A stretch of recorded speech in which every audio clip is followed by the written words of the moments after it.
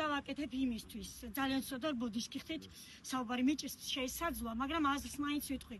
ვკაფიოდ. ყველაფერს გავაკეთებ იმისთვის, რომ ყველა დამნაშავემ აი ასე მოისმინოს უმაღლესი სასჯელი. ყველაფერს გავაკეთებ. მე ერთ რამეს ვიტყვი. ახლა მიუმართავ კიდევ ვინც გარეთ არის დარჩენილი, ბრალდებულებს იმათ. თქვენ რამ ბიჭი მოკალით? მე ის ბიჭი წავიღე და პეტრე პავლეს სასაფლაოზე მიწაში დავმარხე. თქვენ რა გგონიათ?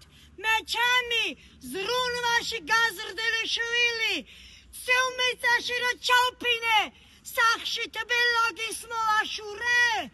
არა, მე სახში თქვენთვის დავბრუნდი მკვლელებო, თქვენთვის დავბრუნდი სახში და ყველას მოისმენთ უმაღლეს სასჯელს, როგორ დღეს მოისმინა ორმა დამნაშავემ. და ახლა უნდა შევძლო ამის თქმაც, უნდა შევძლო ბოდიშით, მათ თქმევინად გთხოვთ, მოსამართლე დემეტრე ჯინჯოლიამ დღეს დიახ ახსენა რომ გიგავალიანი იყო სრულად უდანაშაულო.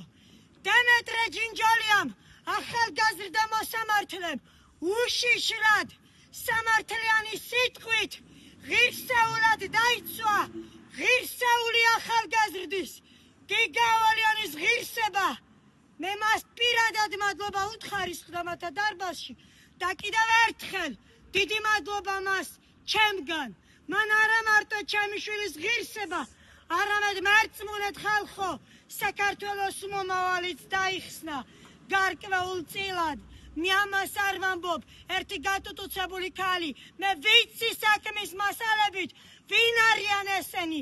ყველაფრის თქმა საქმე იმდენად მოცულობითია, წარმოუდგენელია.